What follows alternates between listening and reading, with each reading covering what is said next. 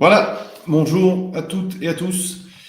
Je ne sais point si vous nous entendez, vous nous voyez. Donc, si dans le chat, vous pouvez nous dire que tout va bien, qu'on nous entend, ça serait formidable. Je suis Antoine Decker, je suis avec David Gonçalves. J'ai des pouces, ça fait plaisir, ça c'est bien. Merci pour d'être présent. Alors, on va attendre un petit peu parce qu'on a quelques inscrits.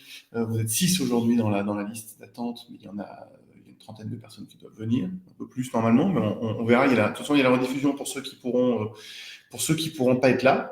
Il y a plein de gens qu'on connaît, on salue avec grand plaisir. On va se laisser 3-4 minutes avant de commencer pour faire venir le maximum de personnes. Bah voilà, c'est en train d'arriver. Parfait. Je vois notre audience qui arrive. Merci de votre intérêt en tout cas. Ça fait plaisir. Et puis il y a des gens qu'on connaît, des gens qu'on connaît pas. On est ravis en tout cas de vous accueillir ici pour ce webinaire sur les grands modèles de langage. On va commencer. On va commencer. Au début, on va un peu vous parler d'inceptive avant de parler dans le truc du sujet. Je vais partager mon écran, je vais partager mes slides qui sont pas au bon endroit, mais c'est pas grave. Et je vais vous parler rapidement d'Inceptive. On va lancer le diaporama. Donc, qui sommes-nous? On va se présenter rapidement pour ceux qui ne nous connaissent pas. On est une société, on existe depuis novembre 2017, on est à Grenoble, on est neuf, on est spécialisé dans les technologies de l'intelligence artificielle. On ne va pas vous expliquer ici ce que c'est que l'intelligence artificielle. Moi, j'aime dire qu'on fait de l'intelligence artificielle et pas des intelligences artificielles. On rajoute un petit peu d'intelligence automatique au sein de processus complexes. On est labellisé Minalogic, on est fiers de le dire. Je sais que Damien Teulet, tu nous entends.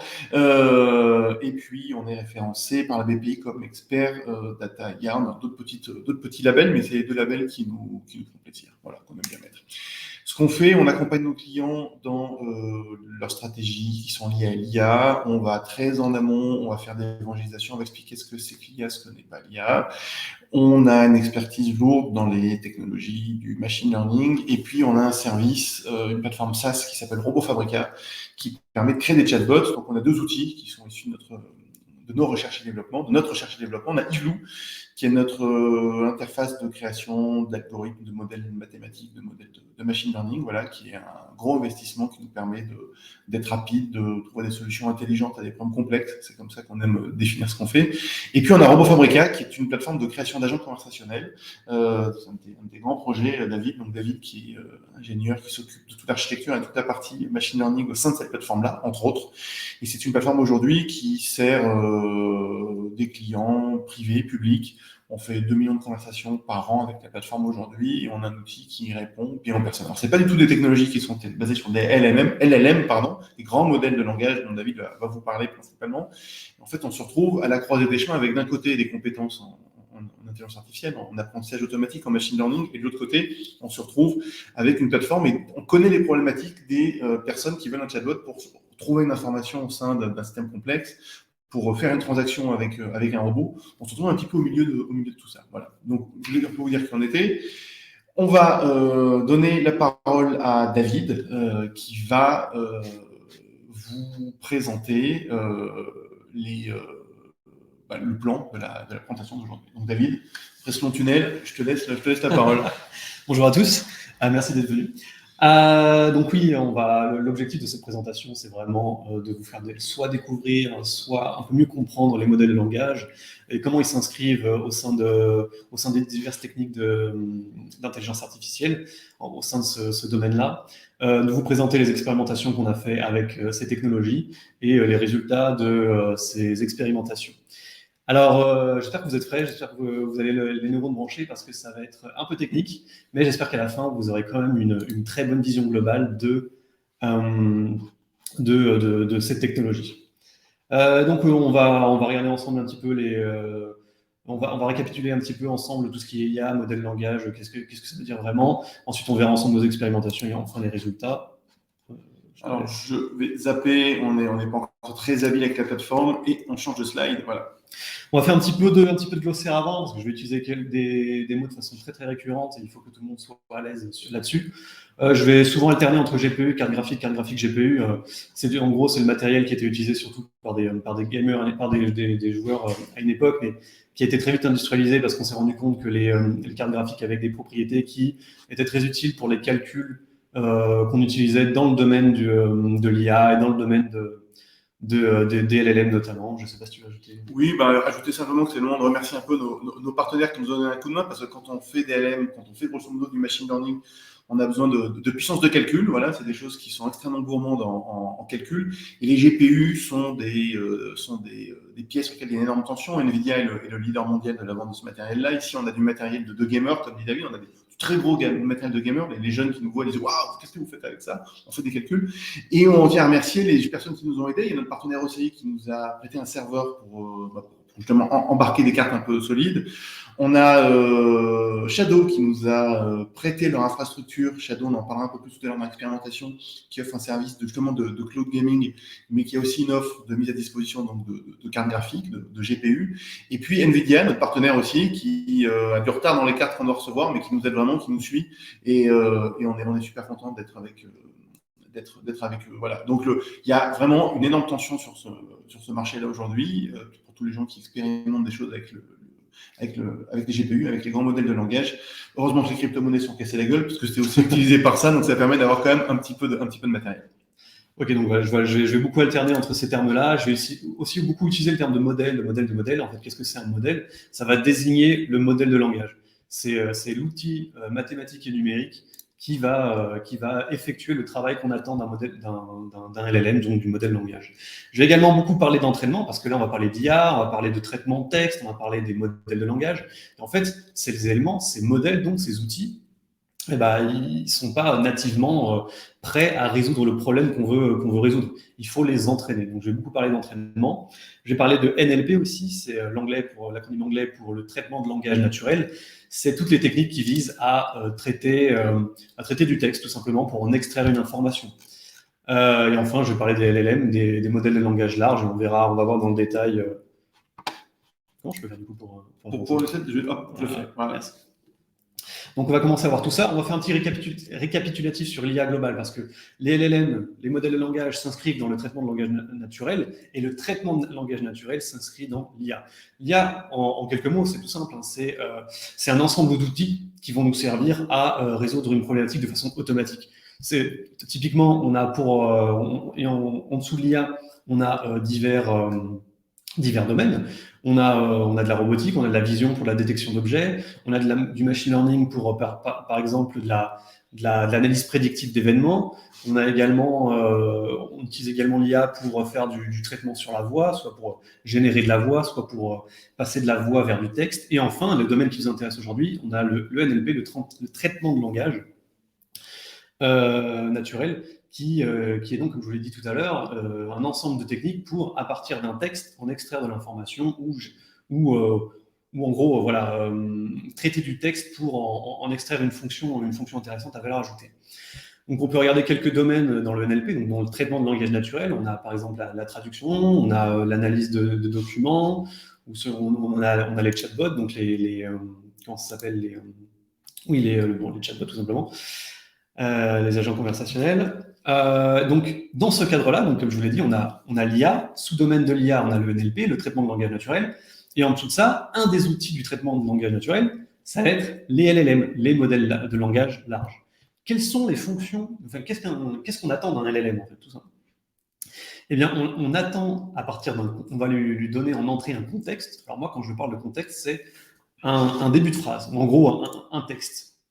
Et on va attendre du modèle. Vas-y, continue. Je manipule un peu l'écran, mais continue. Excusez-nous. Et ce qu'on attend du modèle de langage, c'est qu'il fournisse la suite du texte, ou en tout cas une suite extrêmement probable, la suite la plus probable qu'il puisse trouver par rapport au texte d'entrée. Typiquement, dans l'exemple là, où le texte d'entrée, ce serait « j'ai faim, je veux manger une ». Et imaginons que le modèle de langage, à partir de cette entrée, nous retourne le mot « table ». là, il aurait mal fait son travail. Ce qu'on attend de lui, c'est vraiment de trouver un mot extrêmement probable. Et là, manger une table, c'est pas du tout probable.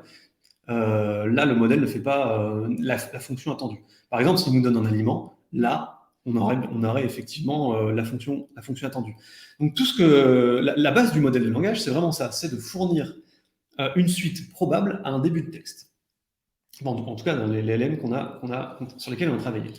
Donc ça, maintenant, on a vu le rôle du modèle de langage, et on verra ensemble plus tard comment on adapte cette simple fonctionnalité pour obtenir des fonctionnalités bien plus complexes, pour résoudre des tâches bien plus complexes. Maintenant, on va rentrer au cœur de la structure du modèle de langage. Qu'est-ce que c'est en fait? Enfin, ces modèles de langage en particulier qu'on a étudiés, c'est des réseaux de neurones. Alors, qu'est-ce que des réseaux de neurones? Vous en avez peut-être déjà entendu parler. C'est des outils très spécifiques à l'IA qui sont composés de plusieurs couches. On a les couches d'entrée, des couches de sortie et des couches cachées. Quels sont les rôles de ces couches?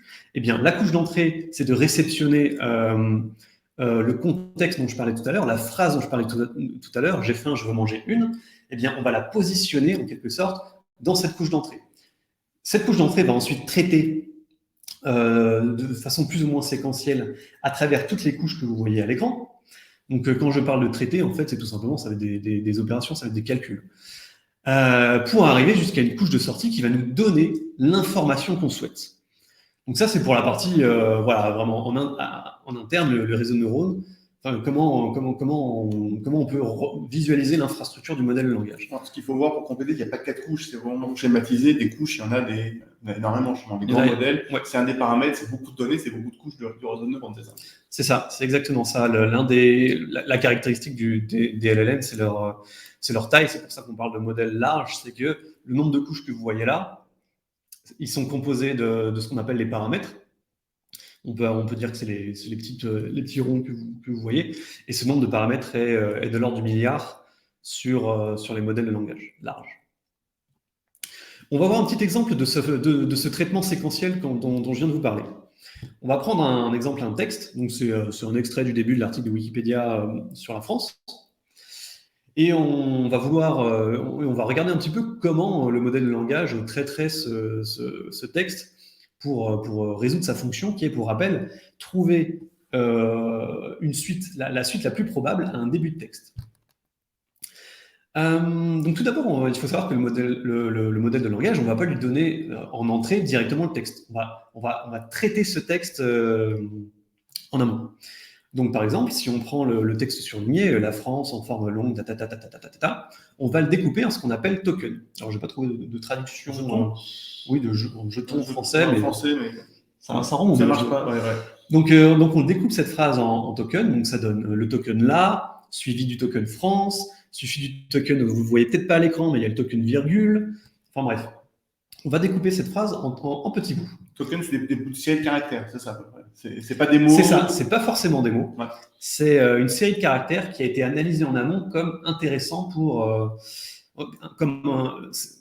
c'est un découpage qui est fait en amont de l'entraînement des LLM pour obtenir une façon de découper qui correspond bien au problème qu'on essaie de résoudre.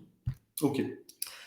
Donc, ces tokens-là, c'est pas non plus ce qu'on va mettre en entrée du modèle de langage. Comme vous pouvez le voir, on va on va transformer cette liste du coup de tokens en des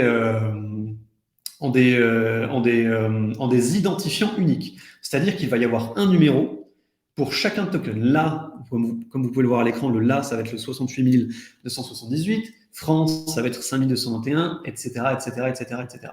Et donc, il va y avoir comme ça toute une suite de traitements sur le texte pour arriver jusqu'à une forme numérique que le modèle de langage va pouvoir comprendre, ou en tout cas utiliser dans son traitement. Donc voilà, le vecteur arrive en entrée du modèle de langage. Comme je vous l'ai dit tout à l'heure, ensuite, il y a une séquence de traitement qui va transformer ces valeurs pour nous amener vers la couche de sortie du modèle de langage. Et dans le cadre d'un modèle de langage, il ne faut pas oublier que ce qu'on cherche, c'est toujours trouver la suite la plus probable à une entrée textuelle. Donc, qu'est-ce que ça va être la sortie du modèle de langage? Ça va être un numéro. Et ce numéro, il va correspondre à un token. Et ce token, ça va être la suite que le modèle de langage prédit pour l'entrée textuelle qu'on lui a donnée. Donc là, typiquement, dans cet exemple-là, ça va être le début. Ce que le modèle langage prédit, c'est le token S'(E) qui va être le début du reste de la phrase qui est 7 ans en Europe de l'Ouest, comme vous pouvez le voir. Je ne sais pas s'il faut la souris. Non, je ne pense pas. Bon, tant pis. Et donc, du coup, on va itérer comme ça. Une fois qu'on aura prédit le début du mot 7 ans, on va redonner un nouveau contexte au modèle de langage qui contiendra ce nouveau token. Donc le token qui a été prédit, c'était le 65 412. Le ce, voilà. On va le réinsérer, pour continuer à prédire quelle va être la suite de cette phrase-là. Donc on va réinsérer le ce dans la phrase d'entrée du modèle de langage pour continuer comme ça à générer une phrase qui, pour le modèle de langage, lui semblera très probable, jusqu'à obtenir une fin de phrase qui est désignée par le modèle langage et qui nous dira qu'il faut arrêter d'essayer de générer du texte. On est arrivé à la fin de ce que pense, enfin, ce que prédit le modèle langage en termes de phrases. Donc voilà, pour récapituler, on prend du texte, on le découpe en petits morceaux. Ces petits morceaux sont convertis en des identifiants uniques par petits morceaux. On les met en entrée du modèle de langage, donc du réseau de neurones, qui lui va prédire donc un numéro qui correspond à un autre petit morceau. Et on va itérer comme ça jusqu'à arriver à la fin de à la fin de la prédiction, à la fin de ce qu'attend le modèle de langage en termes de suite probable. Là, on vient de faire le plus dur. Si vous avez réussi à suivre jusqu'ici, normalement, on va pouvoir continuer tranquillement. Alors c'est intéressant parce que souvent on a l'impression que quand on les utilise, les produits grand public comme ChatGPT, on le trouve très verbeux, on dit qu'il a du mal à s'arrêter, il parle beaucoup. Et voilà, et alors donc un grand modèle de langage, ça ne fait que, alors que je mets des énormes guillemets parce que c'est prodigieux comme outil, mais ça ne fait que prédire le mot le plus probable après le mot qui vient d'être prédit. Voilà, mais ça fait que ça. Alors quand on entend sur les réseaux sociaux, LinkedIn, les centaines de posts qu'on a sur, voilà, les LLM sont intelligents, pas du tout, ils savent juste prédire de façon prodigieuse des mots vraisemblables et cohérents. Voilà. Donc petit récapitulatif, pour être sûr que tout le monde a bien ça en tête. Donc le modèle de langage, son objectif, l'objectif qu'on veut lui faire atteindre, c'est prédire le mot, le token suivant le plus probable. C'est un réseau de neurones. Alors, petit aparté que moi j'ai trouvé intéressant, c'est que c'est un réseau de neurones très particulier. Il fait partie de la catégorie qui s'appelle les transformers. Alors, qu'est-ce qui est intéressant dans les transformers, c'est qu'il y a une technologie à l'intérieur qui est utilisée qui s'appelle la self-attention. C'est une techno qui est apparue en 2017 et le gros gain qu'elle a apporté au réseau de neurones pour résoudre certaines tâches, c'est qu'elle a permis de mieux modéliser les interactions entre les informations et les interactions entre les éléments de l'entrée qui sont très éloignés au sein de l'entrée. En gros, l'entrée du LLM, des modèles de langage, on vient de voir que c'est une grande phrase. Ça peut être une petite phrase, mais comme ça peut être une grande phrase. Avant le mécanisme de self-attention, il était très difficile pour les réseaux de neurones de garder, de modéliser les relations entre le début d'une entrée et la fin de l'entrée. Donc, dans notre cas, ce serait entre le début de la phrase et la fin d'une phrase. Et c'est des relations qui sont importantes. Comme on l'a vu dans l'exemple précédent, il y avait la phrase commençait en parlant de la France et finissait par parler du territoire français qui s'étendait, tout ça. Et pour pouvoir prédire la suite de la phrase, il était important de modéliser la relation entre le fait qu'au début de la phrase, on parlait de la France et à la fin, on parlait de son territoire qui s'étend. Bref, voilà, cette technologie-là, voilà son intérêt, c'est qu'elle permet de modéliser ces relations-là sur une entrée, même si les mots sont distants au sein de l'entrée, puisque la France était au début de la phrase et le territoire était à la fin de la phrase. Bref, voilà pour vraiment, j'en ai fini, je pense, sur les détails des réseaux de neurones là-dessus. Les transformers, c'est vraiment la famille de technologies qui a permis au LLM de fonctionner aussi efficacement. C'est une techno qui est issue de la recherche de Google, si je dis pas de bêtises. Je sais plus, c'est possible. Je crois. À vérifier, mais je crois. Et enfin, mon dernier petit détail, c'est ce dont on parlait tout à l'heure. Pourquoi on parle de modèle de langage large? Encore une fois, c'est parce que, enfin, il me semble, mon interprétation, c'est parce qu'il y a des milliards et des milliards de paramètres. Donc c'est des modèles qui sont très larges en mémoire. C'est de l'ordre du gigaoctet. Mais bien entendu, juste obtenir un modèle de langage, c'est pas tout. Comme vous l'avez vu, ChatGPT, c'est pas juste, par exemple, ChatGPT, c'est pas juste ce qu'on vient de vous montrer. Il y a une infrastructure autour qui permet à ChatGPT de fournir le service qu'il fournit. Donc, comment ça se passe pour tout ça? Comment obtenir, en gros, un ChatGPT? Comment obtenir un service basé sur des modèles de langage qui va résoudre une problématique? Eh bien, tout d'abord, on va commencer par collecter de la donnée, parce que tous ces éléments, les modèles de langage, les réseaux de neurones, tout ça, c'est ce dont je vous parlais tout à l'heure. Il faut les entraîner. Ils ne sont pas nativement comme ça, out of the box, capables de résoudre un problème. Donc, donc, pour les entraîner, il faut collecter un ensemble de données gigantesques. On va par exemple collecter des encyclopédies, des conversations sur des forums, des journaux ou encore des examens, des cours. Donc ça peut être intéressant pour que le modèle de langage ait une capacité à répondre à des questions, ait une capacité à donner des informations par rapport à des news. On va également les entraîner sur du code pour que les modèles de langage aient une capacité à aider un développeur à augmenter sa productivité pour développer plus vite, tout simplement. Et on va effectuer l'entraînement du modèle de langage sur ces textes, sur ces gigas, c'est même ces terras de texte, terras de données de texte. Et une fois qu'on a obtenu ce modèle de langage, déjà on le met dans un coin parce que ça vaut des millions, et on le sauvegarde et on fait des backups et on protège tout ça. Et ensuite, on va faire ce qu'on appelle l'adaptation. Et c'est là que on va adapter le modèle de langage, on va le spécifier pour résoudre un type de tâche particulier, ou même encore plusieurs tâches particulières. Comme par exemple ce dont on parlait tout à l'heure pour le traitement du langage, l'analyse de sentiments, l'extraction d'informations sur du texte. L'analyse des sentiments, c'est par exemple, est-ce que ce commentaire YouTube est positif ou négatif, ce genre de choses.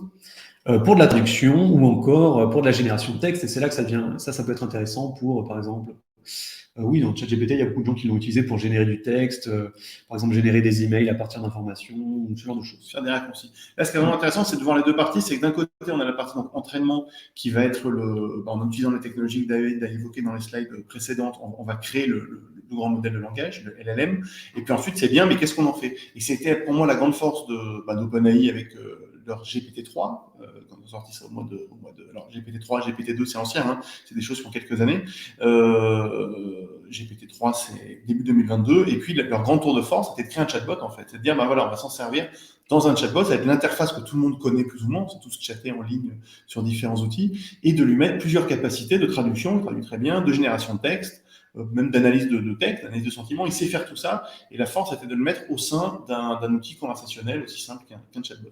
Donc il y a vraiment les deux parties. Une fois qu'on a fait le modèle de langage qui est spécialisé ou non dans un domaine, comme dit David, ça vaut cher en entraînement, en puissance de calcul, il y a une partie étiquetage, il y a une partie calcul brut, et puis ensuite il y a c'est formidable, mais qu'est-ce qu'on en fait? Et là il y a des règles à mettre en place, il y a un encadrement, il y a un squelette à mettre en place à cette capacité de calcul et de prédiction.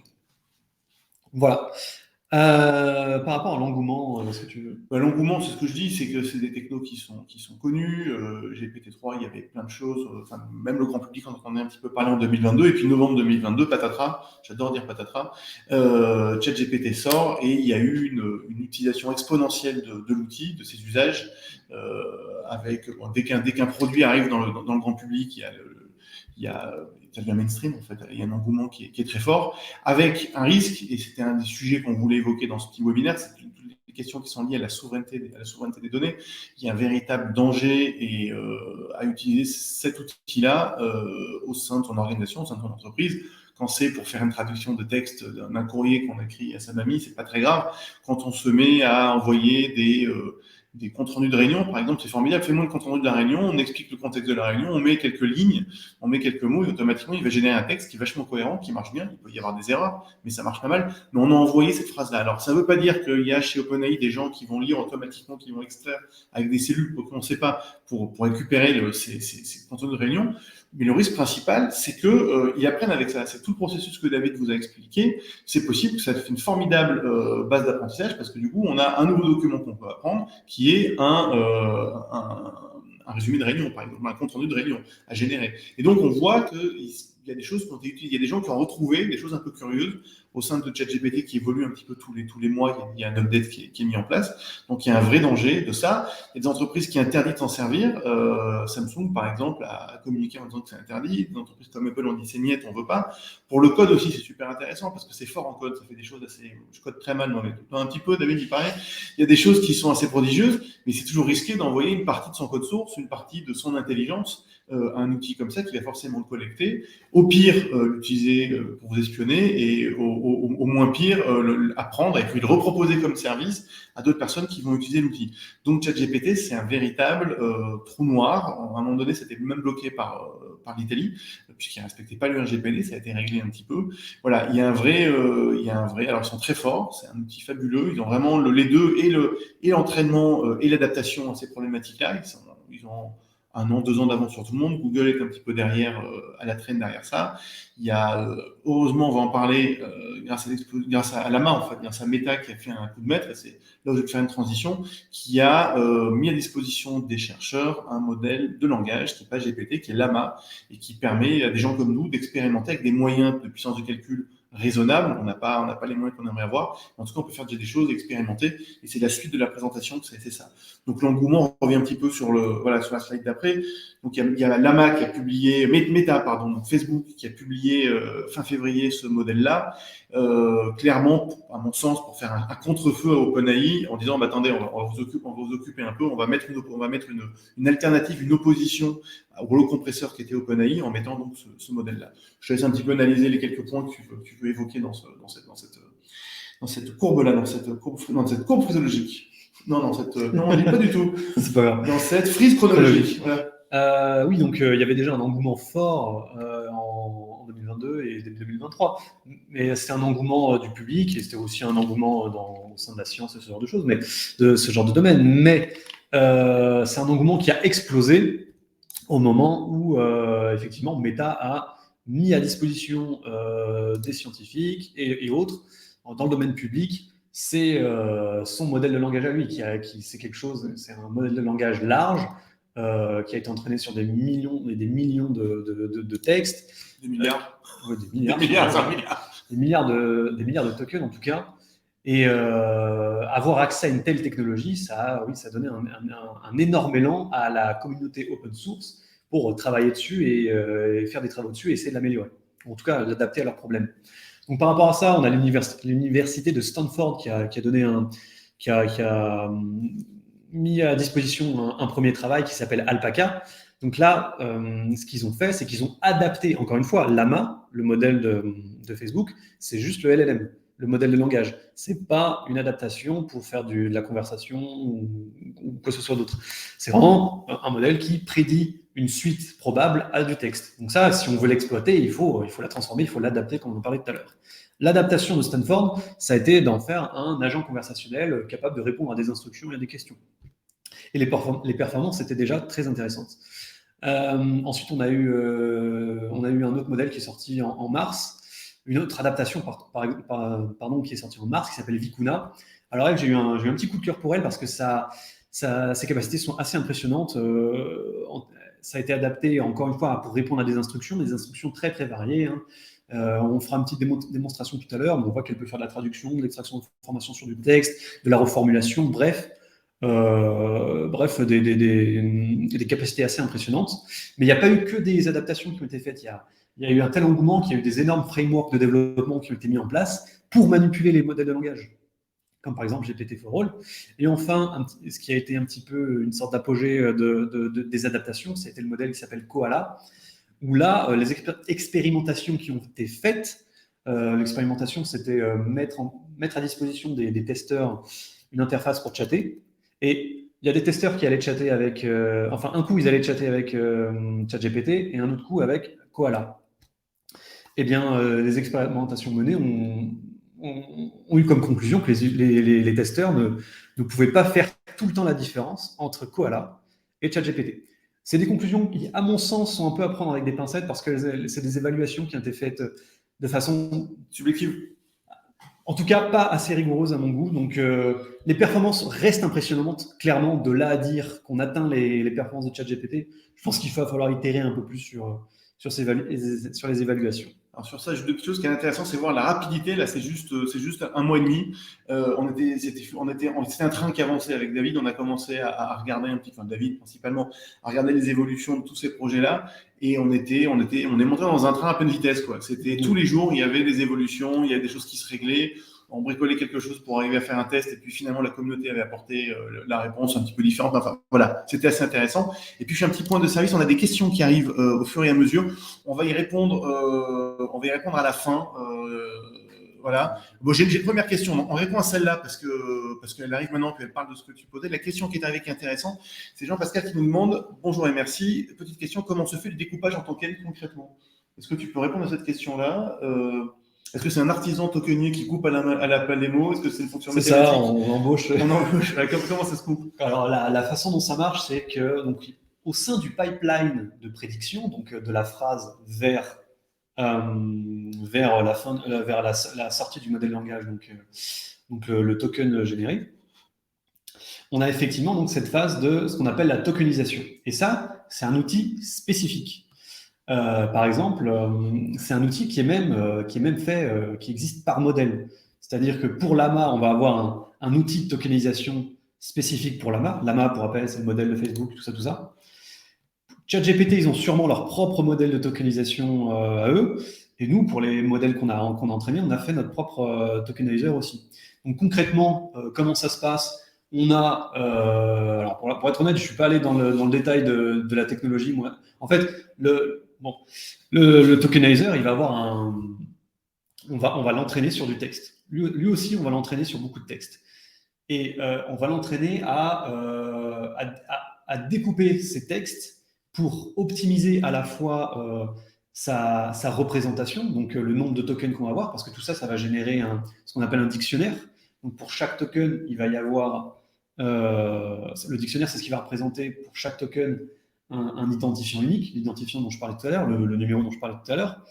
Et il va y avoir toute une stratégie de découpage aussi, pour que le découpage soit optimal, qu'il représente bien la phrase, qu'il représente bien le contexte.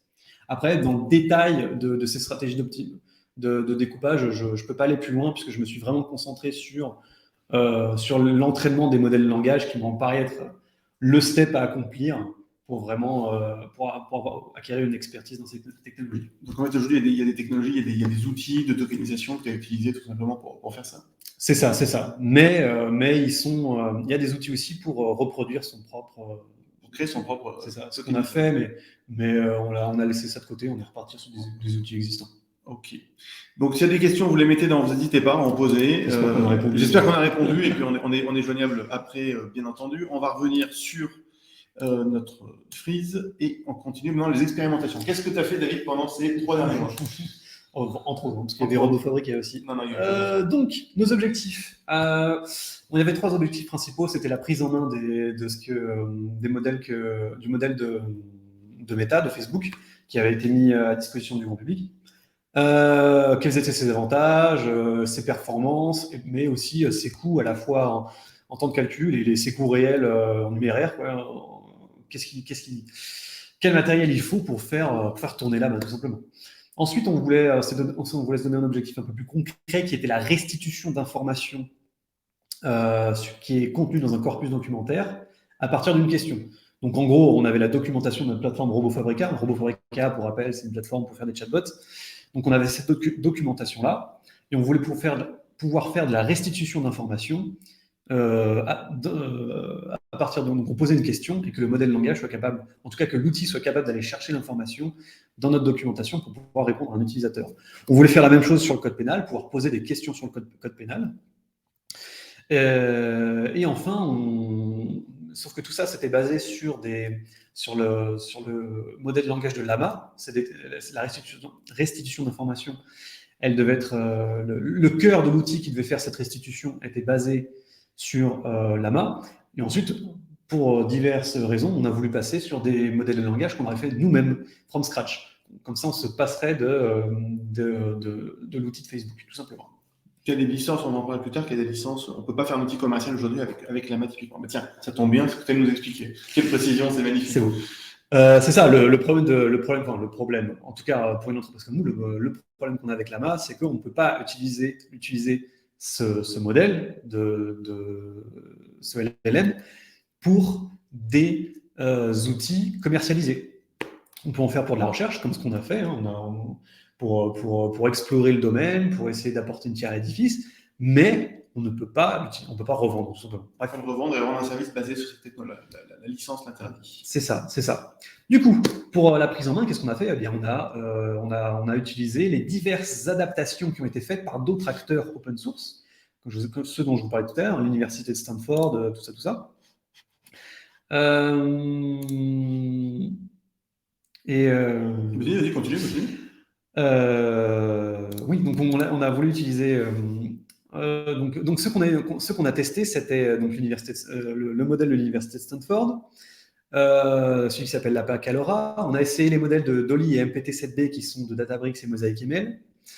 Donc le problème de celui de l'université de Stanford, c'est qu'encore une fois, c'était basé sur Llama et que donc c'était une utilisation non commerciale. Donc même si les performances étaient intéressantes, c'était pas vraiment utilisable pour nous.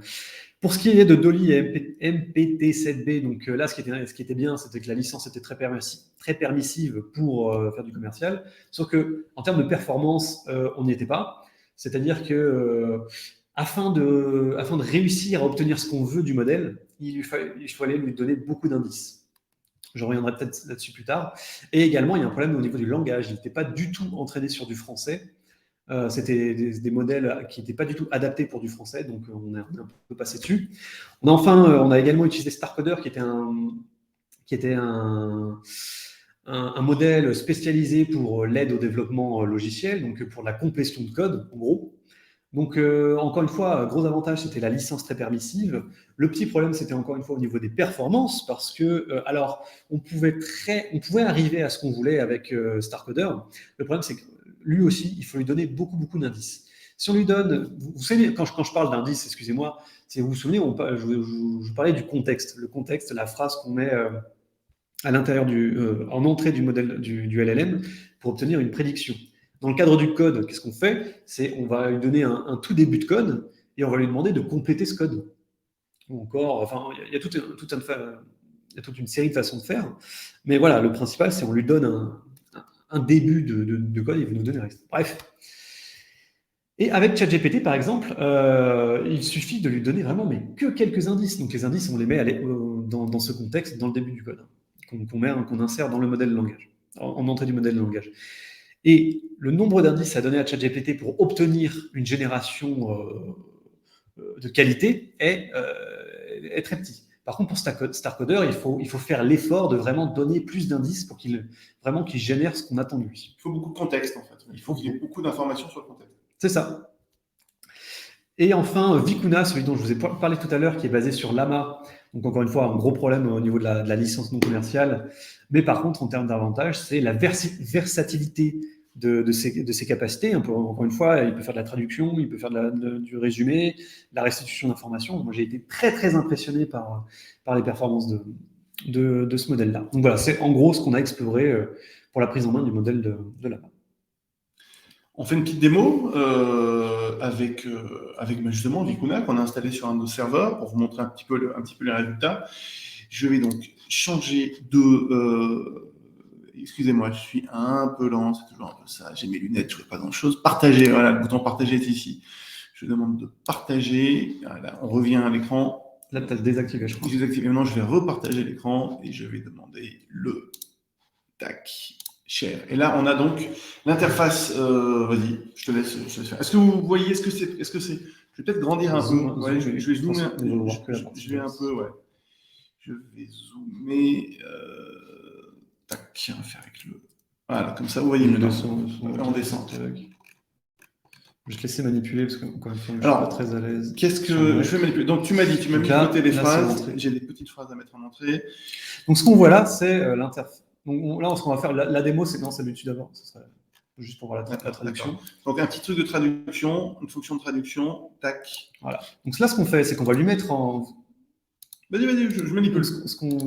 Le fameux contexte qu'on vous donne, ça va être la phrase qu'on va lui mettre. Donc, on reprend les bases. Donc là, ce qu'on voit, c'est Vicuna, le modèle de langage qui est en dessous, c'est le modèle de Llama, de Facebook, et qui a été adapté par l'université de je ne sais plus. Une université des gens brillants. Voilà, Université des gens Des gens brillants, brillantissimes. qui a été adaptée pour de la conversation, pour traduire, pour extraire de l'information, ce genre de choses. Donc là, on voit quand même qu'il a très bien traduit. Donc il a très bien traduit. Quand on lui demande de faire de l'extraction d'informations sur du texte, vas-y.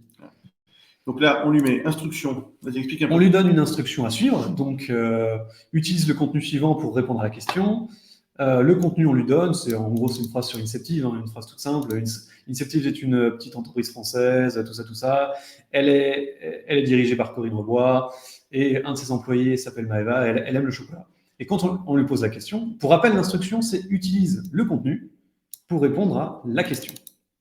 Donc, on lui demande qui gère Inceptive. Eh bien, il nous répond bien, Corinne Rebois. Il y a d'autres exemples qu'on peut mettre pour montrer les capacités d'extraction d'informations sur du texte.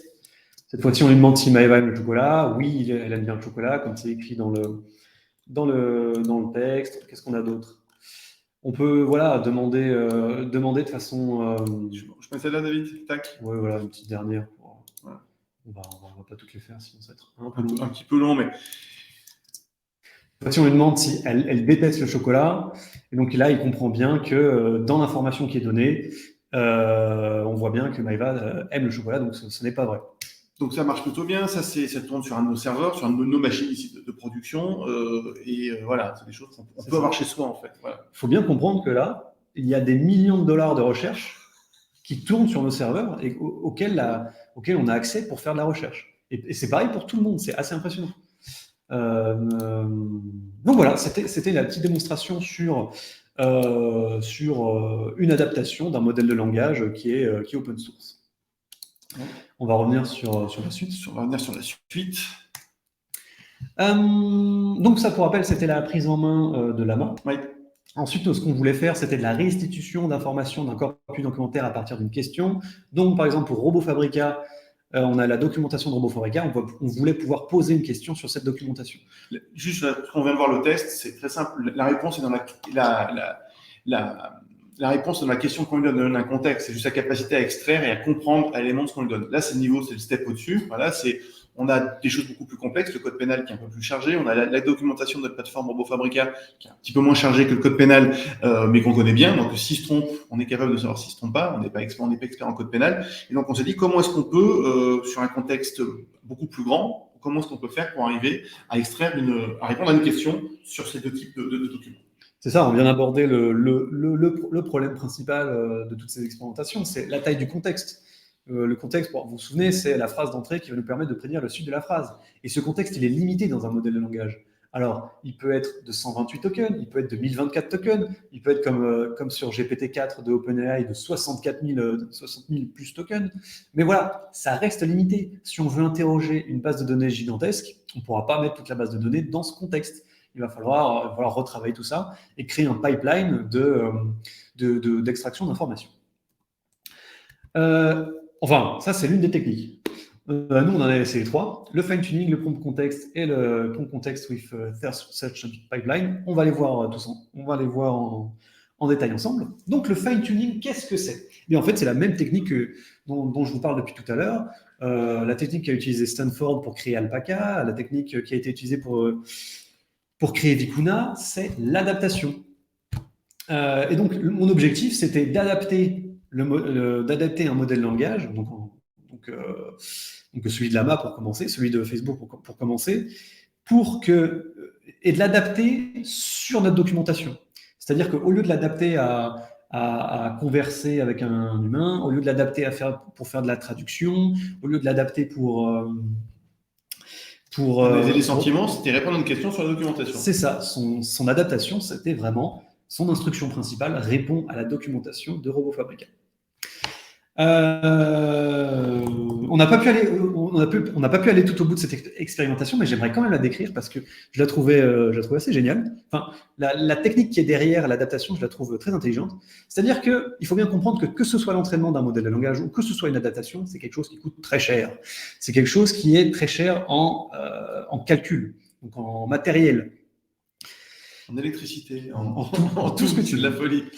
Et donc, ce qui est intéressant dans la technique de LoRa, donc je pourrais plus vous donner les auteurs, mais bon, peu importe. Peu importe. ce qui est intéressant dans cette technique-là, c'est qu'au lieu de réentraîner tout le réseau de neurones, on va superposer une couche, comme vous pouvez le voir à l'écran, les couches jaunes là. On va superposer sur les dernières couches du réseau de neurones, soit la dernière, soit les 2 dernières, les 3 dernières, enfin bon bref. On va sélectionner certaines couches où on pense que ça va être intéressant d'utiliser cette technique pour ne réentraîner que ces nouvelles couches superposées. Le modèle de base, on n'y touche pas. On bloque ses paramètres, on fixe sa structure enfin bref, on bloque le modèle de langage. On fait une greffe. On fait une greffe à la fin. Voilà. On rajoute une tranche. On rajoute une tranche, et c'est cette tranche-là qu'on va entraîner, qu'on va adapter à résoudre le problème spécifique. Et donc, vu qu'il y a comme vous pouvez le voir là, on travaille du coup sur beaucoup moins de couches, beaucoup moins de paramètres, et donc c'est beaucoup moins coûteux pour des performances très intéressantes. Est-ce que c'est des choses qu'on a pu faire chez nous? Ouais, avec du matériel de gamer, c'est des choses qu'on a pu faire. C'est ça. Si on aurait voulu réentraîner Llama version 65 milliards de paramètres, il nous aurait fallu du matériel extrêmement coûteux, alors qu'une réadaptation était largement faisable sur... Pour donner une idée, si du matériel coûteux, c'est 500 000 euros, 600 000 euros pour commencer à jouer un peu. Et nous, on le fait sur des cartes graphiques qui valent 2 500 euros à peu près, des gros PC, on va dire, à 6 000 7 000 euros, pour avoir une petite idée. Voilà. Donc ça, c'est des choses qui sont faisables par pas tout le monde, mais accessible, avec du matériel accessible. Voilà. Donc ça, c'était la première technique. Donc, dès l'adaptation, fournir le contenu possible. Donc, on n'a pas pu aller au bout de l'expérience, mais en gros, ce qui avait bien marché, c'était les petits textes. Les petits textes de documentation, ça marchait très bien. Dès qu'on commençait à prendre des gros bouts de documentation, à demander de l'extraction d'informations là-dessus, les performances étaient moins bonnes, mais il y a encore tellement de choses à explorer sur cette technique que c'est vraiment pas à mettre à la benne. Hein. En fait, on a voulu tester beaucoup de choses, donc c'est une piste qui nous intéresse beaucoup parce que c'est intéressant. Après, le problème, c'est le problème de l'hallucination qu'on a sur ces questions-là, c'est que voilà, rapidement, il peut se tromper. On risque de dépasser un peu. On est à 10h47, voilà, on a encore bien 20 minutes. Donc, si vous avez prévu des choses, restez, ça va être intéressant.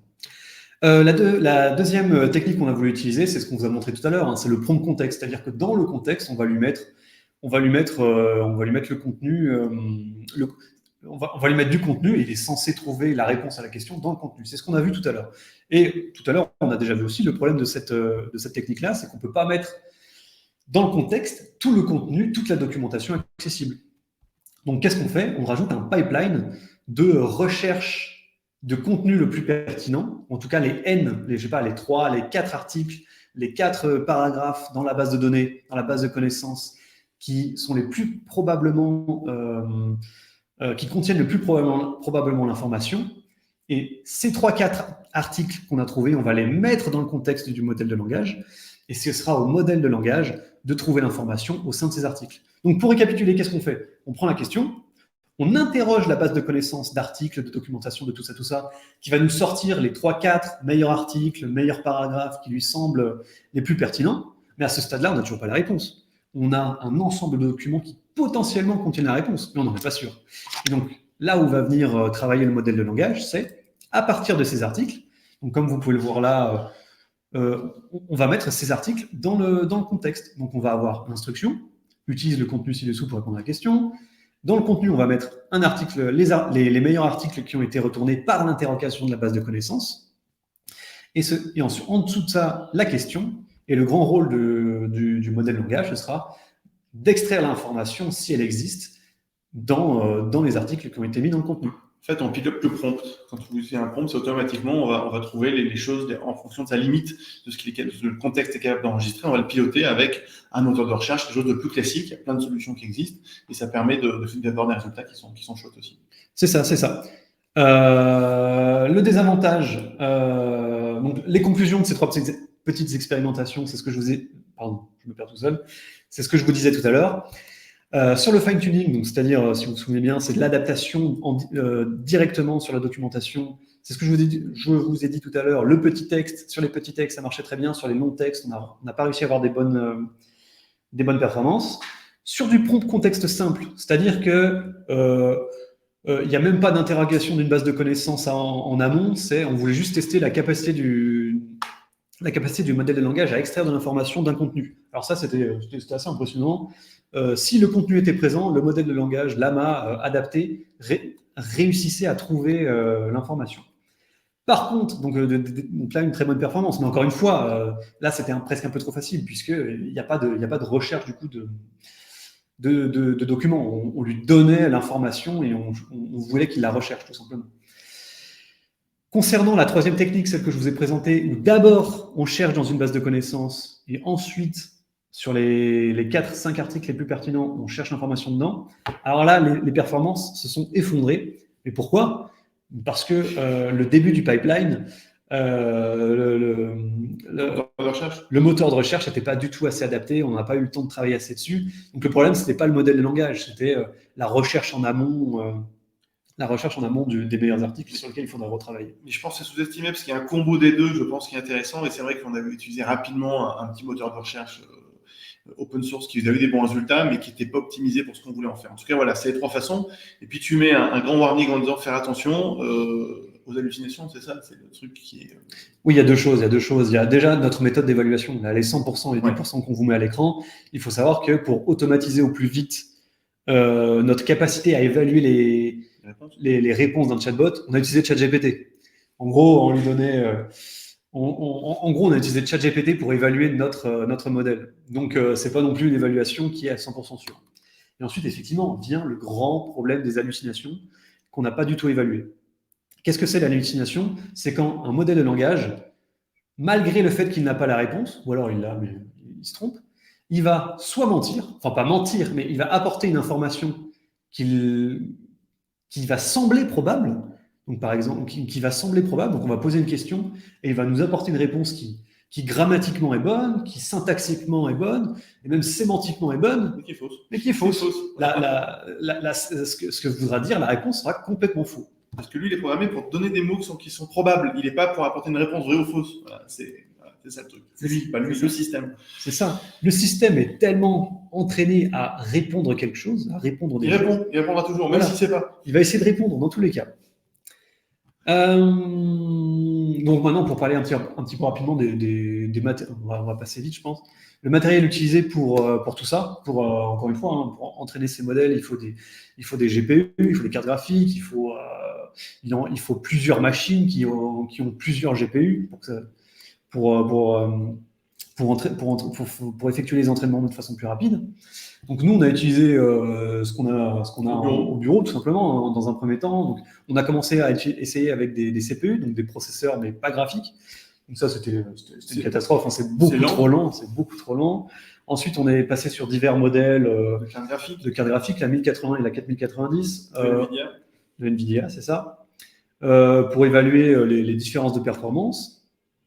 Et on a également essayé des solutions cloud. On a utilisé celle d'Amazon, celle de Scaleway. On a fait une tentative sur Lambda Labs, mais ils n'avaient rien de disponible, donc ce n'était pas possible. Et oui, une expérience qui a été très intéressante. On a fait un petit mini partenariat avec Shadow. Ouais. Parce qu'ils ont, je ne sais plus si on en a parlé tout à l'heure. Oui, rapidement, ils ont un service de cloud gaming, donc ils ont des serveurs avec des GPU qui sont utilisés beaucoup par les gens qui font des jeux vidéo et qui sont très utiles pour nous. Pour nous, il y a des NVIDIA vend aujourd'hui des stations de travail à plusieurs centaines de milliers d'euros avec des puces qui héritent en fait des technologies pour gamers, pour gens qui font des jeux. Et donc, nous ont donné accès à leur infrastructure qui souhaitent ouvrir à certains usages, notamment aux usages de l'IA. C'est ça.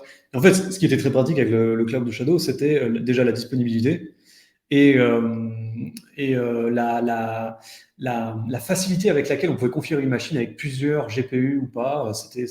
Ça a beaucoup aidé pour faire des expérimentations multi-GPU, des entraînements multi-GPU, pas que sur un seul, mais sur plusieurs GPU. Donc, toutes ces plateformes-là, on les a plutôt utilisées pour justement faire des modèles de langage from scratch du début, donc pour se passer de l'AMA, pour se passer des modèles de langage non utilisables commercialement. L'idée, c'est de se dire, si un jour il y a un client qui nous dit, moi je veux mon LLM pour moi, je travaille dans le droit, je travaille dans la finance, je travaille dans j'ai des tickets de support à gérer, j'ai, je sais pas, X problématiques et je veux pouvoir interroger un modèle de langage pour ces différents usages. Hein. Ça peut être faire de l'analyse de sentiments, ça peut être pour répondre à des questions, ça peut être pour extraire des choses, ça peut être pour générer du texte aussi, pour générer des réponses. On s'est dit, c'est quoi le step en fait? Est-ce que c'est faisable? Est-ce que c'est pas faisable? Voilà. Donc, ça reste une expérimentation, c'est juste une toute petite preuve de concept. Voilà. C'est ça. On va monter l'Himalaya et on monte 10 mètres pour voir si on sait marcher. C'est à peu près ça. On n'est pas loin de ça. On n'est pas loin de ça. Donc, on a voulu organiser ça par étapes. On n'allait pas directement réentraîner un ChatGPT. Hein. Il fallait monter en compétences et monter en accès matériel. Donc, ces étapes, ce qu'on voit là, tout à l'heure, on parlait du tokenizer. Vous vous souvenez, l'élément qui fait un prédécoupage du texte. Comme vous pouvez le voir, c'est quelque chose qu'on n'avait pas vraiment, qu'on n'avait pas priorisé. C'était vraiment une étape finale pour améliorer ça. Donc ces étapes-là, elles commencent très faciles et elles vont de plus en plus difficiles. On va d'abord utiliser un seul nœud. Alors ce que j'appelle nœud, c'est une machine. Donc on va utiliser une seule machine, un seul GPU, s'entraîner sur un tout petit jeu de données. Vous vous souvenez, les jeux de données, pour entraîner les modèles, tout à l'heure, je vous ai montré qu'il fallait accumuler des encyclopédies, des conversations sur les forums, ce genre de choses. Eh bien, nous, on voulait commencer par un tout petit peu de texte, des petites encyclopédies, ce genre de choses. Commencer avec des modèles de taille, de plus petite taille, hein, par exemple de 1 milliard de paramètres. Pour rappel, ChatGPT, c'est 175 milliards. Donc voilà, commencer petit et augmenter au fur et à mesure.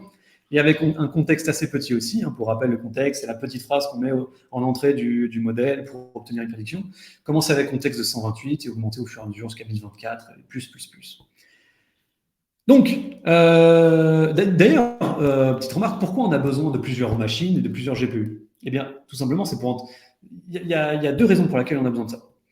Un, pour entraîner plus rapidement les modèles de langage, parce qu'on peut entraîner en parallèle des modèles, on charge le même modèle dans plusieurs GPU, et on effectue l'algorithme d'entraînement en parallèle. Et ensuite, on fusionne en quelque sorte le résultat de cet entraînement.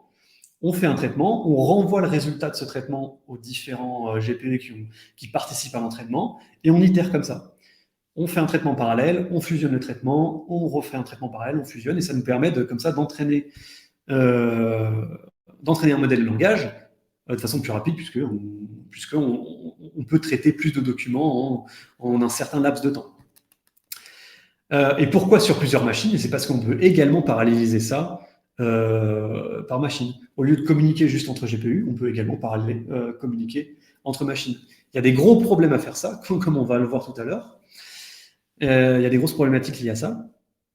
Et la deuxième raison pour laquelle on veut faire de l'entraînement sur plusieurs machines, plusieurs GPU, c'est parce que ces modèles de langage, ils sont énormes, ils sont gigantesques. On parle encore une fois de 175 milliards de paramètres. C'est des gigas et des gigas et des gigas en mémoire, dans la mémoire de l'ordinateur, dans la mémoire de la carte graphique. Et donc les cartes graphiques, elles ne peuvent pas forcément contenir tout ça, toute cette information. Donc ce qu'on va faire, c'est qu'on va prendre le modèle de langage, on va le découper en petits morceaux mais de façon intelligente, on va dire. Et avec un gros couteau, c'est ça. Ouais. Et une fois ce découpage fait, on va le dispatcher ces bouts de modèle dans plusieurs cartes graphiques pour qu'on puisse justement contenir le modèle dans cette carte graphique.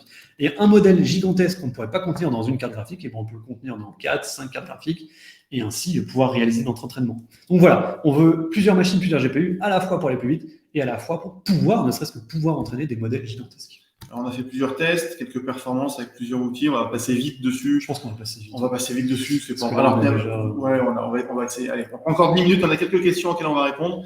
On va passer vite. Vas-y, explique un peu quand même. En gros, qu'est-ce qu'on cherche à faire? Quelques définitions. Donc, la loss, l'erreur, c'est la façon dont on va évaluer, mesurer la capacité d'un modèle de langage à répondre à la problématique qu'on veut, c'est-à-dire prédire le mot suivant. Voilà, c'est une métrique.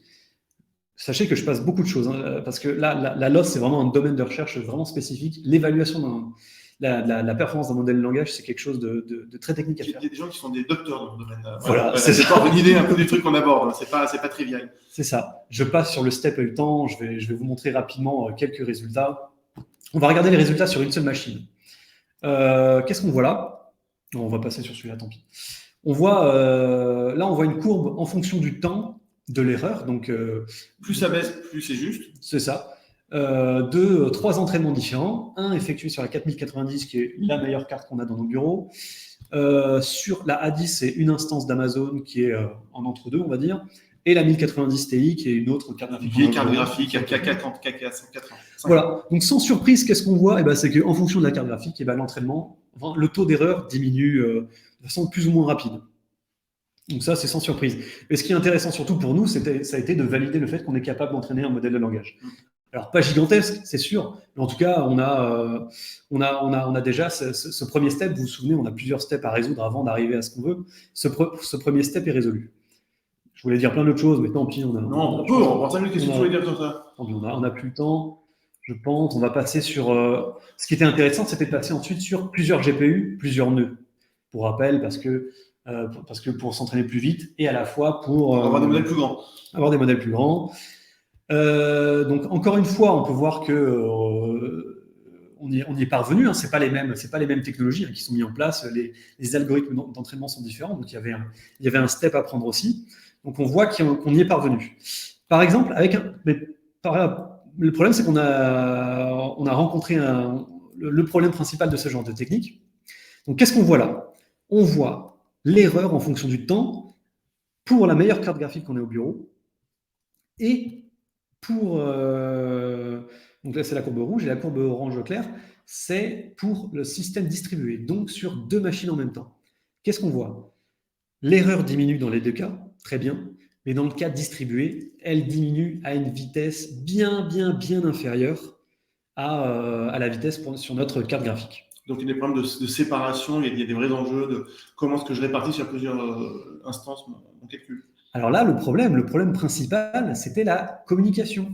Effectivement, avec 2 GPU, donc 2 machines, 2 GPU, on s'entraînait plus. Mais le problème, c'est comme je vous dis tout à l'heure, l'algorithme, qu'est-ce qu'il fait? Il fait un entraînement parallèle, il fusionne les résultats, un entraînement parallèle, il fusionne. Et donc, il y a beaucoup d'allers-retours. Et ça, concrètement, qu'est-ce que c'est? C'est de l'information qui circule entre les GPU, entre les machines. Ça prend du temps. Et voilà, on n'avait pas du tout le matériel adapté pour que ces communications soient assez rapides pour qu'il y ait un gain. Le nouveau goulot d'étranglement, c'était plus le GPU, c'était les communications entre les GPU. Donc là, l'un de nos efforts à faire, l'une de nos suites de notre travail, c'est acquérir du matériel pour que ces communications, c'est du matériel très spécifique, pour que ces communications soient plus rapides. Ça arrive, on me dit que ça arrive. On me dit dans mon oreillette que ça arrive. Je pense qu'il est 11h. Non, mais tu reparles un peu, c'est intéressant. Bon. DeepSpeed, c'est une des technologies qui sert justement à ce découpage de modèles qui a vraiment l'air d'avoir des performances impressionnantes. Et vraiment, une fois qu'on a résolu le goulot d'étranglement qui est la communication, DeepSpeed, ça va être une technologie qui va nous permettre de découper très facilement nos modèles de langage pour pouvoir les dispatcher sur différents GPU. Et les premiers résultats qu'on a eus sont très intéressants puisqu'ils fonctionnent, mais c'est juste qu'ils sont hyper lents, très très lents. Donc, une fois qu'on aura le matériel, on pense qu'on aura d'autres expérimentations intéressantes à faire.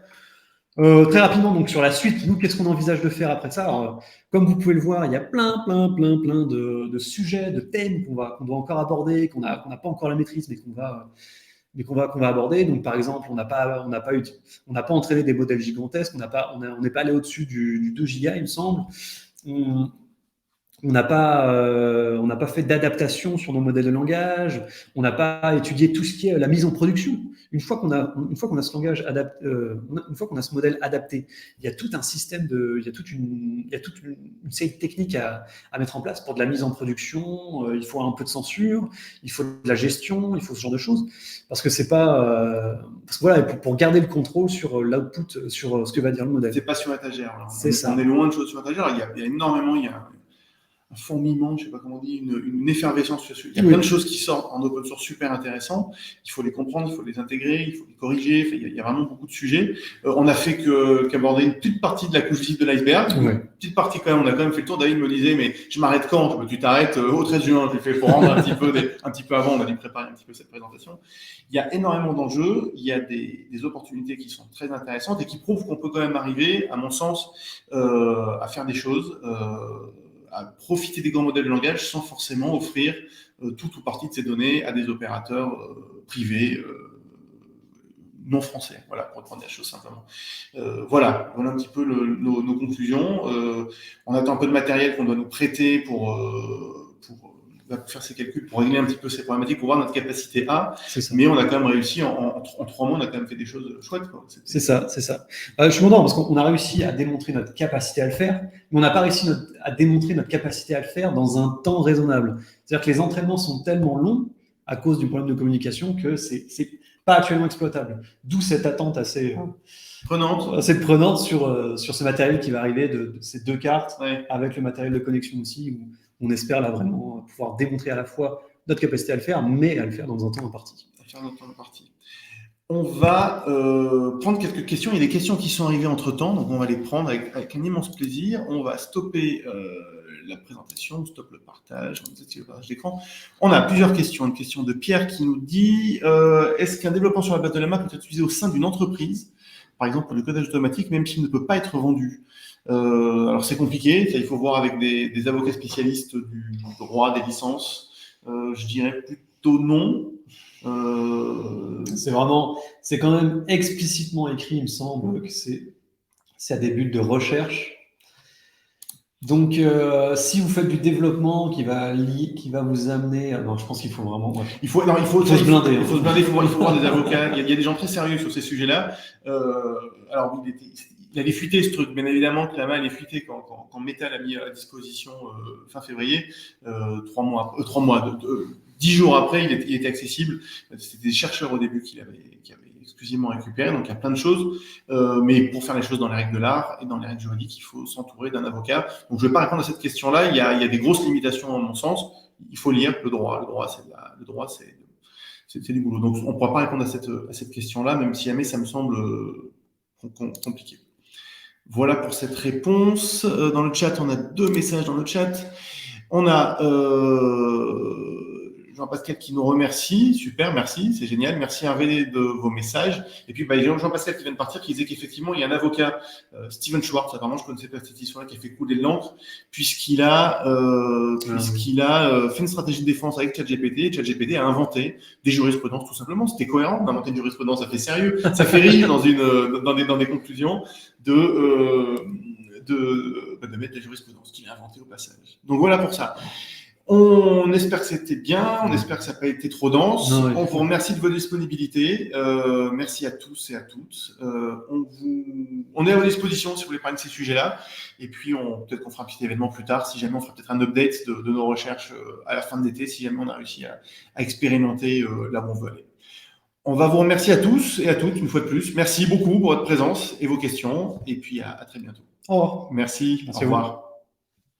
On a des smileys, c'est génial. C'est mignon. C'est mignon. Au revoir à tous. Au revoir.